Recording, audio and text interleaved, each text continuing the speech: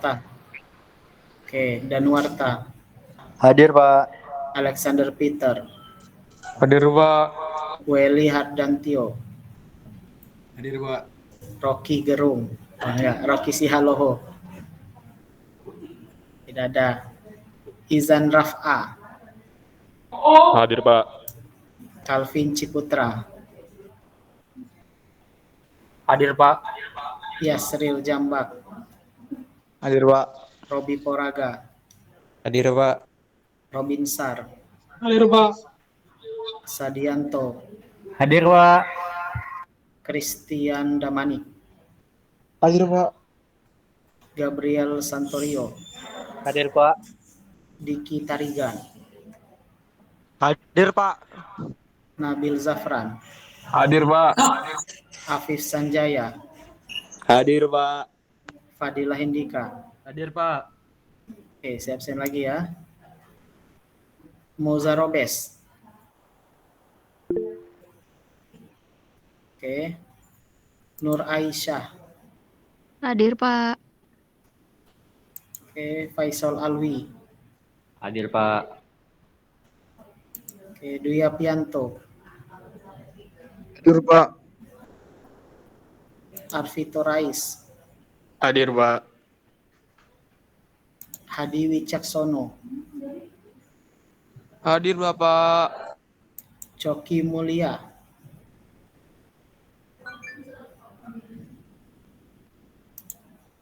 Tidak ada. Joshua Dwiki. Hadir, Pak. Herodion Marbun.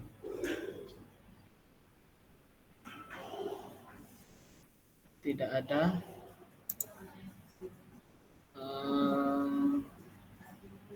Rafli Bintang. Hadir, Pak. Rocky Sihaloho. Tidak ada. Berarti yang tidak hadir Rocky Sihaloho, Herodion Marbun, dan Coki Mulia. 3 ya. 3 yang tidak hadir. Ada apa yang nunjuk tangan? Yang mau peres, Pak. Oh, yang mau beres. Sebentar.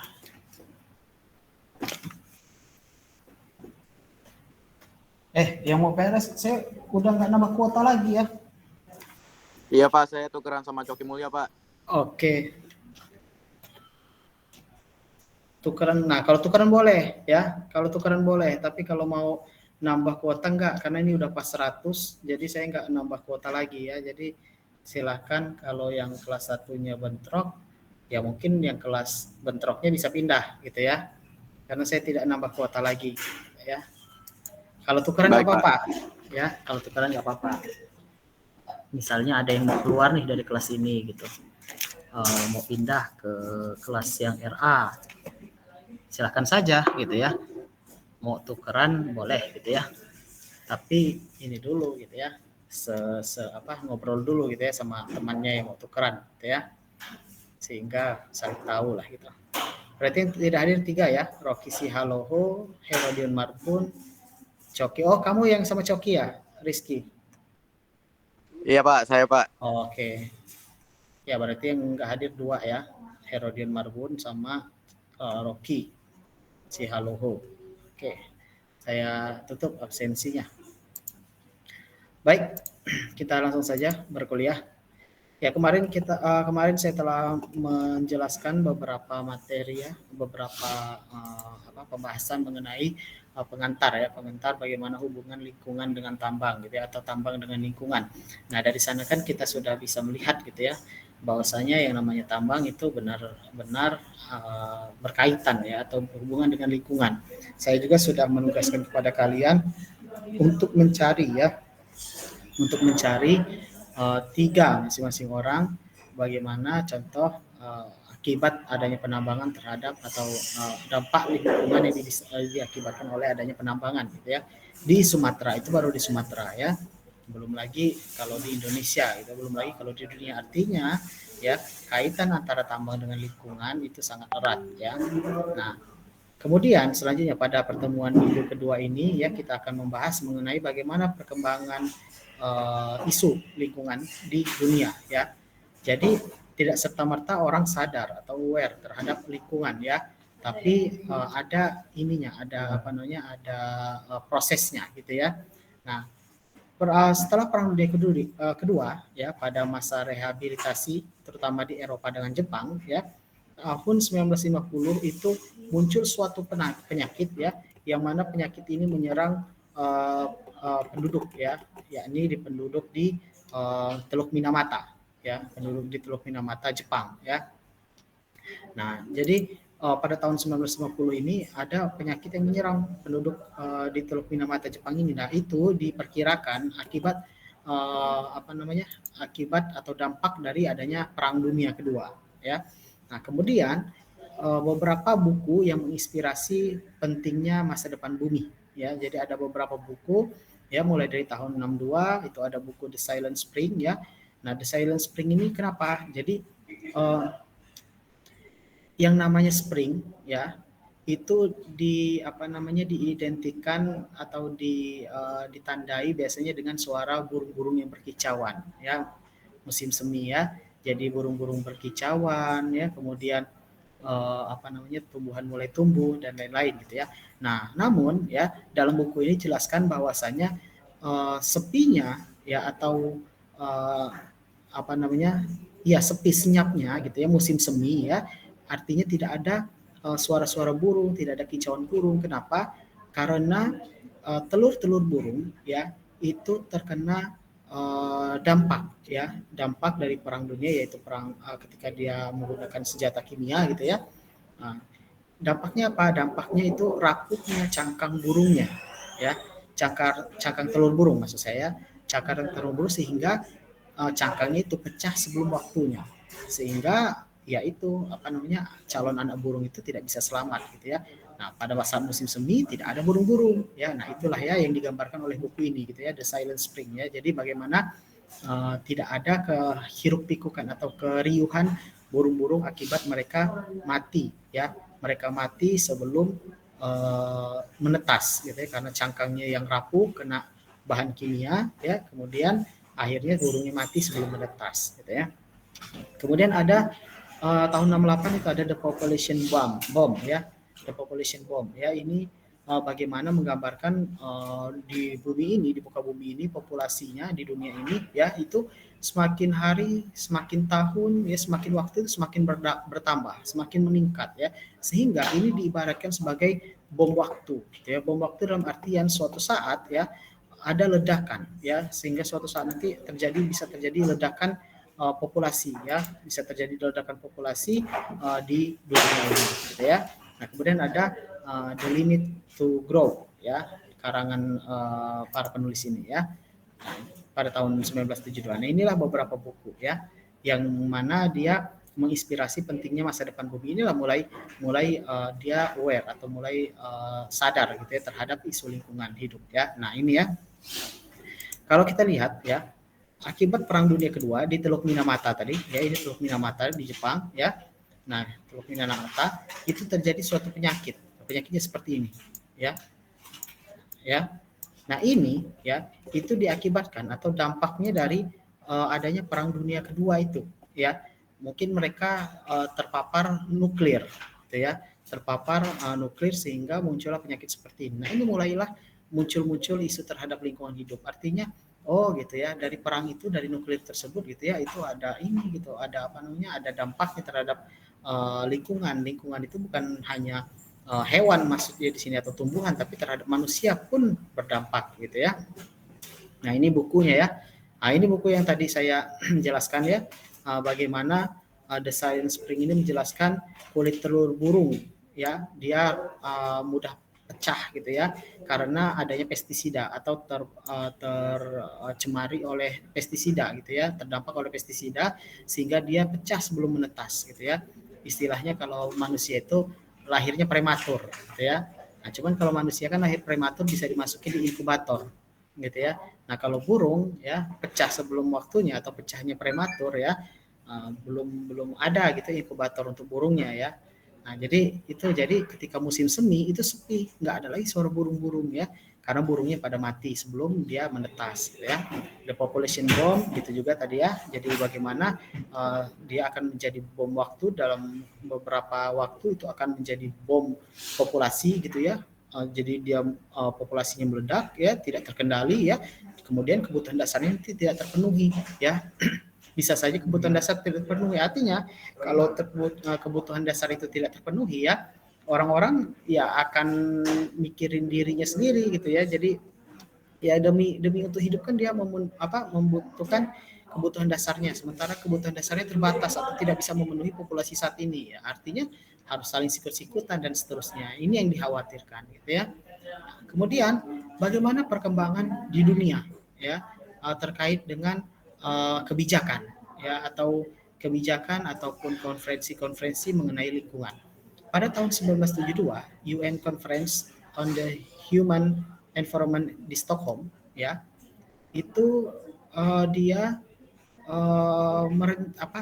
menghasilkan ya rekomendasi rencana kerja dan UNEP atau UN Environmental Program lingkungan dari United States Nation ya, atau kita nyebutnya dengan PBB gitu ya. Nah, jadi bagaimana dari konferensi ini ya di Stockholm tahun 1972 ya, itu ada rencana kerja ya dan program lingkungan. Nah, ini kan sudah mulai memikirkan gitu ya, tentang lingkungan. Nah, tahun 1983 ya, sebagai tindak lanjut dari keputusan Majelis Umum PBB, dibentuklah namanya WCED atau World Commission on Environment and Development ya. Nah, yang dipimpin yang namanya Gro Harlem Brundtland ya. Nah, ini pemimpinnya ya pada komisi ini gitu ya. Nah, komisi ini dikenal sebagai Komisi Brundtland karena diambil dari nama pemimpinnya. Nah, dari Komisi Brundtland ini dia menerbitkan hasil kajian yang berjudul Our Common Future pada tahun 1987, di mana dari kajian ini dia mengusulkan strategi untuk memperkuat upaya yang mendorong pembangunan yang berkelanjutan dan berwawasan lingkungan, atau yang kita kenal saat ini dengan sustainable development. Ya. Makanya sekarang ini kan lagi benar-benar digalakkan gitu ya, yang namanya SDGs ya, Sustainable Development Goals atau tujuan pembangunan berkelanjutan, di mana dalam setiap kegiatan kita, dalam setiap luaran dari kegiatan kita itu harus dikaitkan dengan SDGs ya, SDGs atau Sustainable Development Goals itu tadi ya. Nah, inilah mulainya ya, mulai dipikirkannya Sustainable Development ini yaitu tahun 1987 ya, oleh Komisi Brundtland ini ya. Nah, jadi seperti itu. Kemudian tahun 1992 itu ada Earth Summit di Rio de Janeiro ya, di mana dihadiri oleh 172 negara. 108 diantaranya mengutus kepala negara termasuk Indonesia. Ya, pada saat itu mengutus kepala negaranya ya, tahun 92. Kemudian tahun 2002 itu ada World Summit ya, summit ya di Johannesburg ya. Nah, tahun 2012 itu ada namanya Rio plus 20 ya di Rio de Janeiro ya. Nah, inilah bagaimana perkembangan di dunia yang mereka mulai peduli terhadap lingkungan, atau memulai memikirkan ya lingkungan dan bagaimana cara untuk penanganan lingkungan gitu ya. Nah, kemudian kita bahas sedikit ya. Yang pertama itu adalah Earth Summit di Rio de Janeiro ya, Earth Summit ya, tahun 1992, atau ini dikenal dengan Deklarasi Rio, dikenal juga sebagai Earth Charter ya, di mana dari hasil Deklarasi Rio itu dia menghasilkan 27 prinsip. 27 prinsip inilah yang memacu dan memprakarsai kerjasama internasional ya. Nah, prinsip-prinsip tersebut adalah sebagai berikut ya. Yang pertama ada the role of man ya, state dan seterusnya, the right dan seterusnya ya. Nah, di mana di 27 prinsip ini di Deklarasi Rio itu dimasukkan juga lingkungannya. Ya, dimasukkan lingkungannya. Termasuk ini nih, nomor 13, lihat. Kompensasi untuk korban ya polusi dan other environmental damage ya. Nah, jadi ini bagaimana diatur ya mengenai lingkungan ya di di Deklarasi Rio ini. Nah, pokoknya ada 27 ya. Ada 27. Nah, boleh dilihat termasuk indigenous people. Indigenous people ini nanti kita akan membahas juga. Bukan di sini, Dik. Indigenous people itu di aspek sosial ya. Indigenous people ini adalah masyarakat adat ya, atau iya masyarakat adat. Jadi kalau misalnya kayak kita ya di pertambangan, mungkin nanti ketika kalian bekerja di pertambangan, kalian akan membuka tambang di mana di situ itu adalah wilayah adat gitu ya. Wilayah adat. Di situ ada masyarakat adatnya gitu ya. Nah, itu yang disebut dengan indigenous people ya. Ini adalah 27 prinsipnya ya. Nah, kemudian sustainable development atau pembangunan berkelanjutan ya, pembangunan yang berkelanjutan. Jadi pembangunan untuk berkelanjutan itu bisa didefinisikan sebagai pembangunan untuk memenuhi kebutuhan masa kini tapi tanpa mengganggu pemenuhan kebutuhan di masa yang akan datang ya.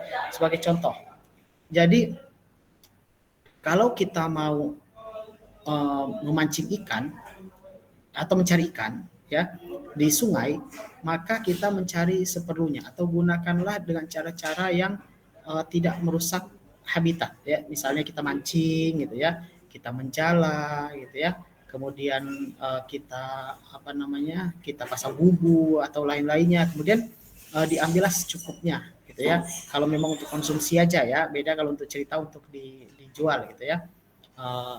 Ambillah dengan bijaksana gitu ya.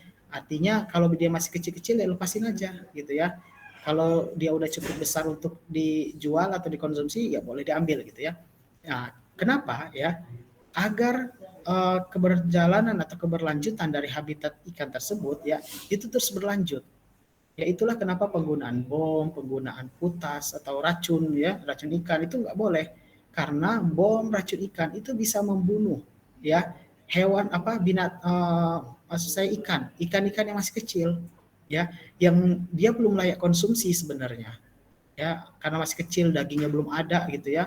Nah, jadi dia mati gitu ya, sehingga nanti lama kelamaan hewan di situ habis gitu ya populasinya ya, karena tidak ada penerusnya ya, tidak ada penerus ikan yang kecil-kecil tadi udah pada mati ya, bom gitu ya, termasuk setrum ya, setrum pakai aki itu ya, setrum aki. Nah, itu kenapa nggak boleh jadi seperti itu.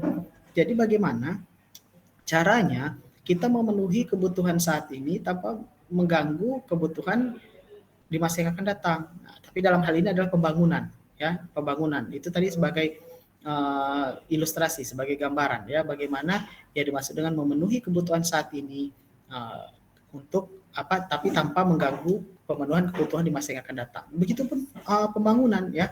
Jadi bagaimana caranya ya, dengan digalakannya sustainable development, kita terus membangun nih saat ini untuk memenuhi kebutuhan saat ini, tapi tidak mengganggu kebutuhan di masa yang akan datang, atau tidak mengurangi kemampuan orang-orang di masa akan datang untuk memenuhi kebutuhannya.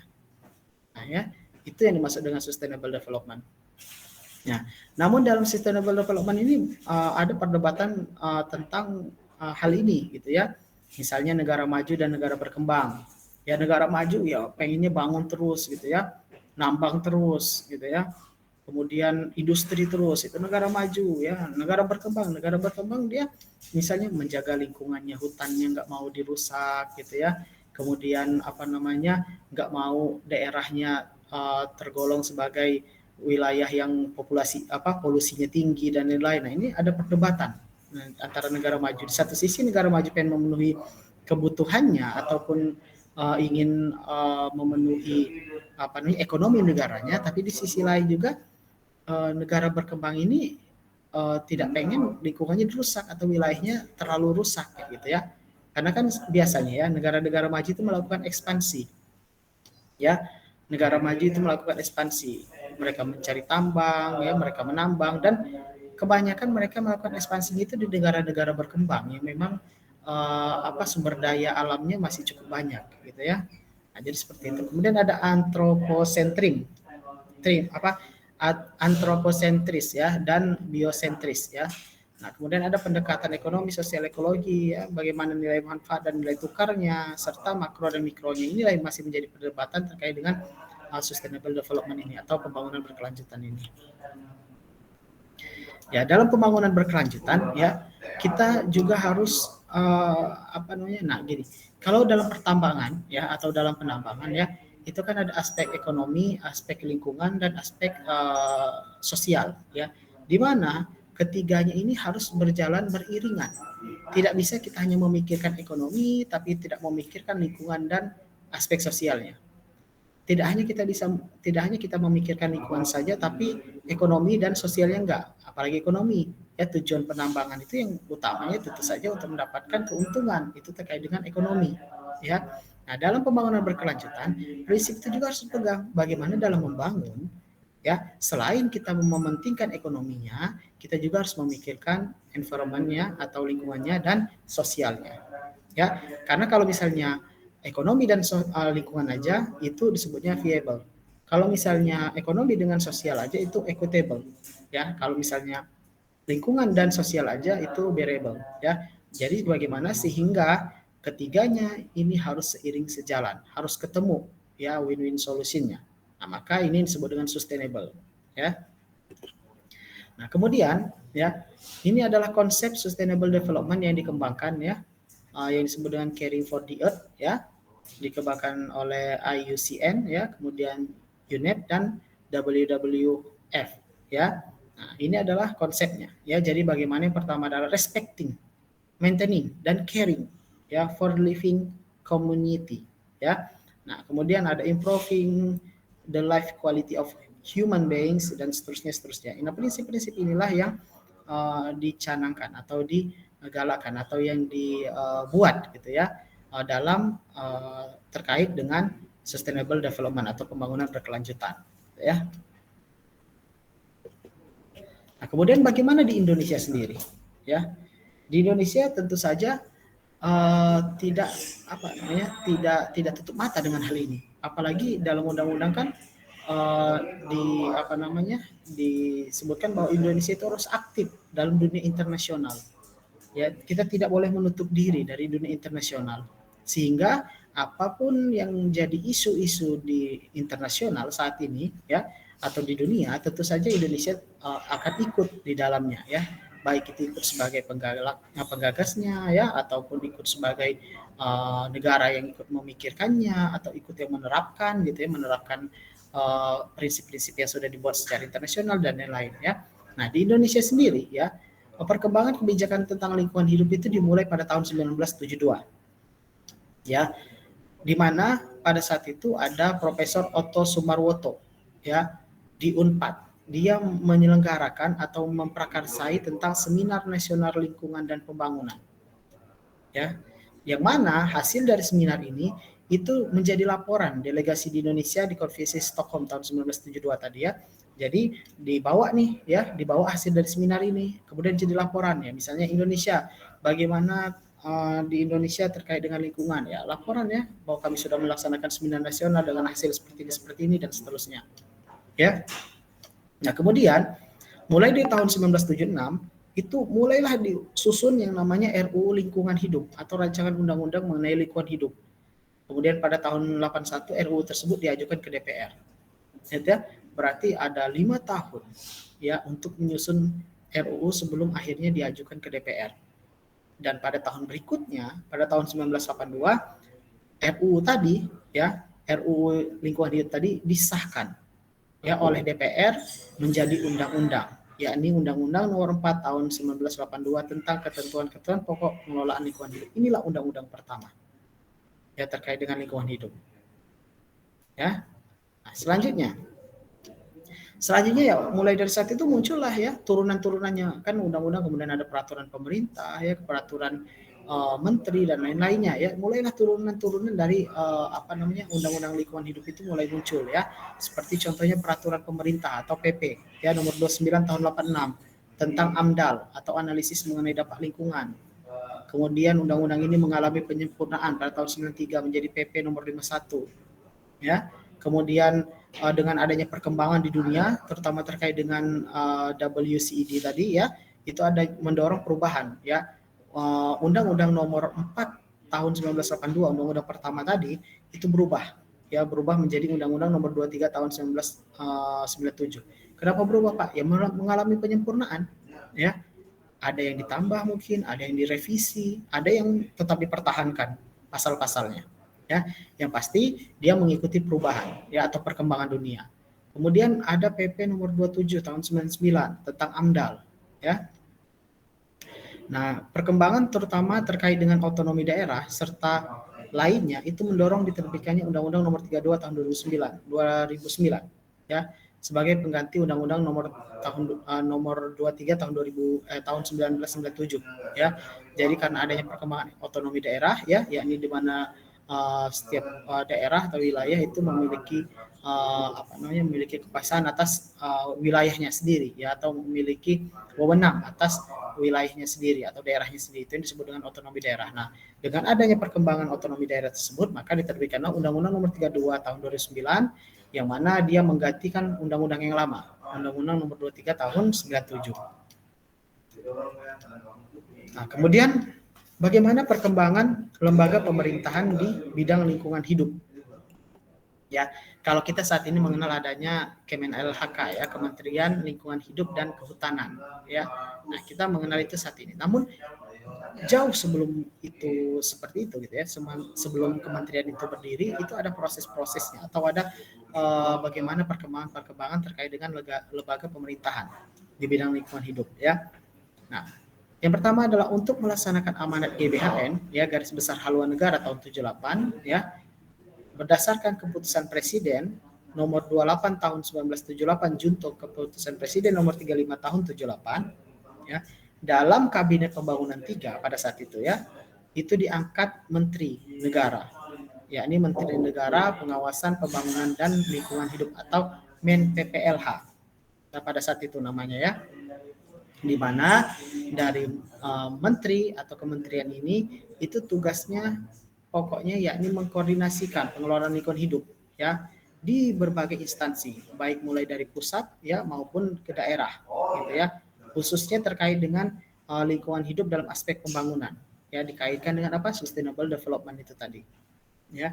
Nah, kemudian selanjutnya perpaduan antara aspek kependudukan ke dalam pengelolaan lingkungan hidup, ya, itu memunculkan atau diterbitkanlah Kepres, ya, keputusan Presiden nomor 25 tahun 83, ya, yang mana Kepres ini, ya, itu berisi tentang kedudukan, tugas pokok, fungsi dan tata kerja Menteri Negara, ya, Menteri Negara tadi, ya, Menteri Negara PPLH itu tadi, Menteri Negara Kependudukan dan Lingkungan Hidup, ya. Maka dengan adanya Kepres ini dibentuklah Kantor Menteri Negara Kependudukan dan Lingkungan Hidup atau Men-KLH, ya, Kependudukan dan Lingkungan Hidup. Selanjutnya tahun 90 itu keluar Kepres nomor 23. Nah, berdasarkan Kepres ini dibentuklah yang namanya Bapedal atau Badan Pengendalian Dampak Lingkungan, ya, di mana tugasnya dia memberikan melakukan pemantauan, ya, melakukan pengendalian terhadap pembangunan yang dia memiliki dampak yang penting terhadap lingkungan hidup, ya. Kepala Bapedal sendiri ini adalah menteri yang bertanggung jawab di bidang lingkungan hidup. Dan yang selanjutnya adalah pada tahun 93, ya, masalah kependudukan dan lingkungan hidup itu semakin luas, ya, semakin luas, maka dipecahlah, ya, Menteri Kependudukan dan Lingkungan Hidup itu menjadi Kantor Menteri Negara Lingkungan Hidup saja, ya, tidak ada kependudukannya lagi, ya, karena dia masalahnya semakin luas, maka dipisahkan, gitu ya. Otonomi daerah, ya, tahun 99 berdasarkan Undang-Undang Nomor 22 tahun 99 itu telah merubah berbagai kewenangan bidang lingkungan, ya, menjadi lebih besar di kabupaten atau kota dibandingkan di tingkat nasional atau provinsi. Kalau dulu sebelum ada otonomi daerah, apa-apa, ya, kabupaten kota itu kalau apa-apa urusan lingkungan itu tuh diurus di provinsi atau bahkan di nasional, gitu ya. Nah, semenjak ada otonomi ini artinya wilayah kabupaten atau kota itu memiliki wewenang, ya, terkait dengan lingkungan hidup ini, ya, terkait dengan lingkungan, entah itu terkait dengan izin lingkungan, ya, entah itu terkait dengan kebijakan lingkungan dan lain-lain, ya. Nah, makanya dia dirubah, ya, dengan munculnya Undang-Undang Nomor 22 tahun 99. Pusat, ya, pemerintah pusat dalam hal ini pemerintahan negara, gitu ya, atau kementerian, di bawah kementerian itu tidak lagi menjadi pelaksana, tapi dia menjadi penyusun kebijakan makro, dan menetapkan berbagai norma, standar, kriteria dan seterusnya terkait dengan pengelolaan lingkungan hidup. Nah, hal inilah yang menjadi dasar pembentukan Badan Pengelolaan Lingkungan Hidup yang ada pada tingkat provinsi dan kabupaten atau kota, atau yang saat ini kita kenal namanya disebut dengan Badan Pengelolaan Lingkungan Hidup. Ya, tahun 2001 terjadi penggabungan antara Bapedal tadi ya ke dalam Kementerian Negara Lingkungan Hidup. Ya, jadi Bapedal tadi tidak ada lagi, ya dia digabung ke dalam Kementerian Negara Lingkungan Hidup. Selanjutnya tahun 2004 dia berubah menjadi Kementerian Lingkungan Hidup ya. Nah, pada tahun 2014 Kementerian Lingkungan Hidup dan Kementerian Kehutanan itu digabung ya, atau yang kita kenal saat ini dengan Kementerian Lingkungan Hidup dan Kehutanan atau Kemen LHK ya, dengan susunan organisasinya sebagai berikut. Artinya dia memiliki Ditjen atau Direktorat Jenderal ya, di bawahnya ada planologi ya, konservasi sumber daya alam, pengendalian das ya, dan seterusnya ya, termasuk terkait dengan pengendalian pencemaran dan kerusakan lingkungan. Ya, itu terkait dengan kebijakan terkait dengan lembaga pemerintah ya di bidang lingkungan hidup. Kemudian tadi saya sempat menyinggung sedikit ya terkait dengan bagaimana perkembangan undang-undang ya, perkembangan undang-undang lingkungan hidup di Indonesia. Ya, kalau dirangkum bagaimana perkembangannya itu dimulai dari Undang-Undang Nomor 4 tahun 82 tadi ya. Itu yang saya katakan tadi undang-undang pertama di Indonesia terkait dengan bidang lingkungan hidup. Jadi kalau bidang lingkungan, kalau misalnya ada pertanyaan, undang-undang pertama terkait dengan lingkungan atau kebijakan nasional pertama terkait dengan lingkungan adalah undang-undang, harus ingat ya, Undang-Undang Nomor 4 tahun 1982 ya. Di mana undang-undang ini antara lain membahas tentang konsep tata penyelenggaraan lingkungan ya. Kemudian bagaimana wewenang sektor dan wilayah ya, itu ditegaskan di undang-undang ini serta AMDAL sebagai instrumen pengendalian. Selanjutnya Undang-Undang Nomor 4 tahun 82 ini berubah menjadi Undang-Undang Nomor 23 tahun 97 ya. Di mana masih ada tetap beberapa pasal yang dipertahankan ya. Jadi dia membahas mengenai menekankan penegakan hukum ya, memperkuat command and control ya. Kemudian bagaimana partisipasi lebih selektif ya, memperkuat Menteri LH lingkungan hidup serta selain AMDAL ada instrumen lain yakni audit lingkungan. Kalau tadi di undang-undang yang pertama dia hanya menyebutkan AMDAL sebagai instrumen pengendalian, tapi kalau di Undang-Undang 2397 ini ditambah dengan audit lingkungan. Selanjutnya perubahan menjadi undang-undang ya nomor 32 tahun 2009. Ya, jadi bagaimana undang-undang lingkungan ini berubah menjadi undang-undang nomor 32 tahun 2009. Di undang-undang nomor 32 tahun 2009 ini terdapat banyak perubahan. Ya, dan terdapat banyak penambahan pasal, terutama terkait dengan otonomi daerah. Kenapa? Karena saya katakan tadi, ya, dengan adanya otonomi daerah, maka wewenang dari kabupaten atau kota itu lebih besar porsinya dibandingkan provinsi ataupun nasional, ya, sehingga dikembalikan ke daerahnya. Ya, jadi kalau misalnya dulu itu semua urus perizinan ataupun urus ya izinan penerbitan izin dan seterusnya itu adalah di pusat, ya, sekarang daerah dalam hal ini kabupaten atau kota sudah memiliki otonominya sendiri, bisa mengeluarkan izinnya, ya. Tapi dengan syarat tertentu atau dengan kriteria tambang tertentu ya, karena tetap ada yang harus di pusat gitu ya. Nah, kemudian dia membahas tentang ecoregion ya. Kemudian ada yang namanya RPPLH, Rencana Perlindungan dan Pengelolaan Lingkungan Hidup, serta KLHS, Kajian Lingkungan Hidup Strategis. Selanjutnya itu dia membahas juga mengenai izin lingkungan, analisis risiko lingkungan hidup ya, dan bagaimana sanksi pidana bagi siapa saja ya, baik dia pejabat yang berwenang ya maupun orang yang yang melakukan tindak pidana ya, dia akan terkena sanksi gitu ya berdasarkan Undang-Undang Nomor 32 tahun 2009 ini. Kemudian oke, sampai di sini ada yang ingin ditanyakan? Tidak ada ya. Oke. Oh.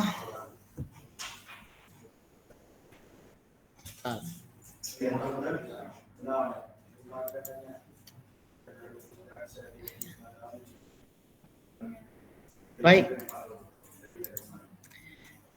Kalau tidak ada yang ingin ditanyakan, ya, mungkin kita akan masuk ke minggu ketiga, ya. Jadi di minggu ketiga besok, ya, di minggu depan itu kemungkinan besar tidak ada kuliah, ya. Makanya materinya saya sampaikan di minggu kedua ini, karena saya harus keluar kota, ya, harus keluar kota dan tidak bisa mengajar meskipun online, ya, kalau jadi, gitu ya. Nah, oleh sebab itu saya katakan dari sekarang minggu depan kita tidak ada perkuliahan, gitu ya. Nah, jadi dipadatkan di minggu ini. Kemudian, oh ya, mumpung saya ingat ya. Kemudian kalau nih misalnya ya, saya mau nanya dulu ini mah ya. Kalau misalnya lingkungan tambang ini itu dipindahkan jadwalnya di Selasa siang ataupun Kamis siang, itu bisa nggak? Nanti kalian diskusi ya, nggak harus dijawab sekarang ya, nggak harus dijawab sekarang.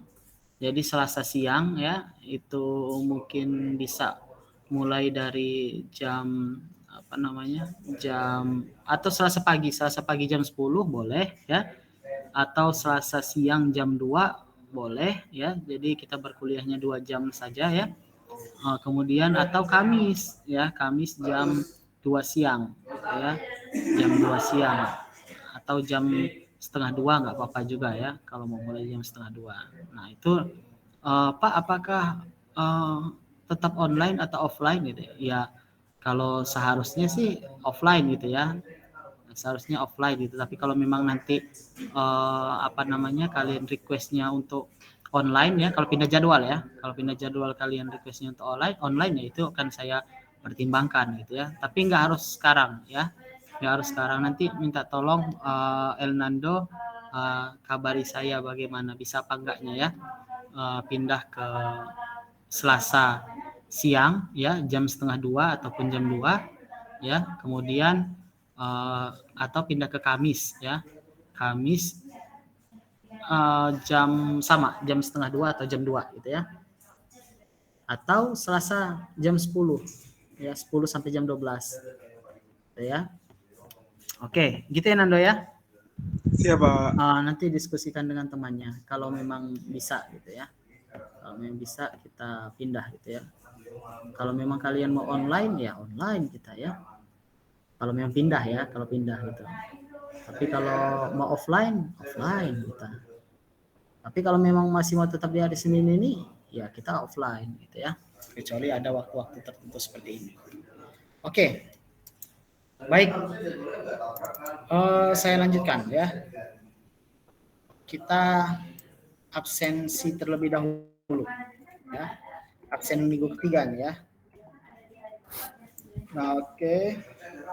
Nanti kalau kalau ditanya, Pak, kenapa nggak ngulain absen tadi aja? Nah, siapa tahu ada yang sudah keluar dari tadi, ataupun siapa tahu yang tadi ada yang telat gitu ya. Jadi minggu ketiganya tetap di absen seperti biasa gitu ya. Oke.